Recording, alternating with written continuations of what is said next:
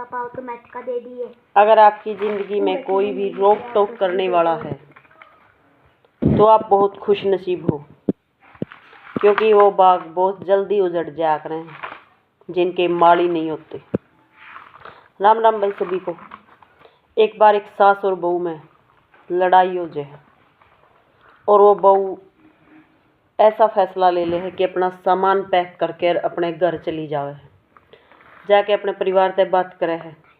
तो उसका एक बूढ़ा बुजुर्ग पिता उसने एक रूम में लेकर जावे है और उन्हें जाके पूछा है कि देखियो एक 10 रुपये का सिक्का उसकी दिखावे है।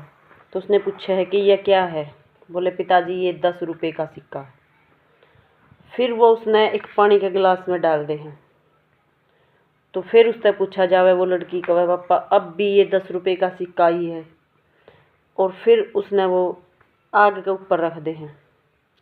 तो लड़की से फिर पूछा जावे वो फिर कहे है कि पापा ये 10 रुपये का सिक्का ही है, आप क्या बोलना चाहो। फिर उसके पिताजी छत पर से उसने नीचे गिरा दे हैं।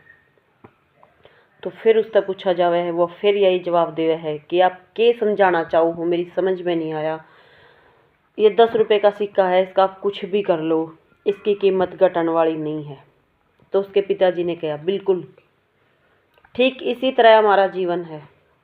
उतार चढ़ाव हमारी ज़िंदगी में आंदे रहे हैं। बड़े बुजुर्ग परिवार वाले अगर आपकी डांटते हैं तो वह आपके भले खातिर डांटते हैं और उससे आपकी कीमत भविष्य में कम नहीं होती।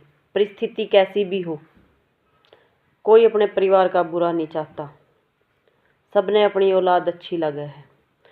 तो आप खुश नसीब हो जिसकी कोई समझने वाला है, समझाने वाला है, डांटने वाला है, रोकने वाला है। क्योंकि जो इंसान परिवार तय टूट जे है, अलग हो जे है, उसने आज़ादी तो मिल जे है लेकिन वो अपने संस्कार भूल जे है। यह एक बहुत कड़वी सच्चाई है, क्योंकि उसने भला बुरा समझाने वाला कोई नहीं होता और वो अपनी आज़ादी के चक्कर में अगर कोई समझावे तो वो समझना भी नहीं चाहता। तो ये एक सच्चाई है और हम कोई भी फैसला लेके अपनी पूरी ज़िंदगी खराब कर सका। तो ध्यान रखना है, अपने परिवार से मिल के रहो, जुड़ के रहो, क्योंकि बड़े बुजुर्गों के बिना कोई भी घर अच्छे से नहीं चल सकता।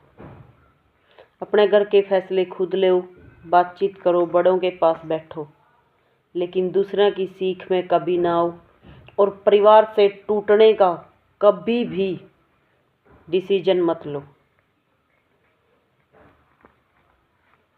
तो संस्कार बहुत ज़्यादा ज़रूरी है और अगर कभी भी ऐसा हुआ है तो परिवार ने भी चाहिए, अगर परिवार अच्छा नहीं होता तो उस बेटी को घर पे बिठा ले तो फिर बहुत बड़ी प्रॉब्लम खड़ी हो जाए। माँ बाप ने भी चाहिए जैसे तैसे करके अपनी बेटी को अच्छा ज्ञान दो, अच्छी शिक्षा दो, मिलजुल कर रहना सिखाओ। अगर वही परिस्थिति बेटी के पीछे यानी अपने मायके में आ जाए तो वह उस दौर तक कैसे गुजरेगी, ये चीज़ उसने एक बार ज़रूर सोचनी चाहिए। तो परिवार से मिल के रहो, खुश रहो, क्योंकि कोई भी अपने परिवार का बुरा नहीं चाहता। जय हिंद, जय हरियाणा।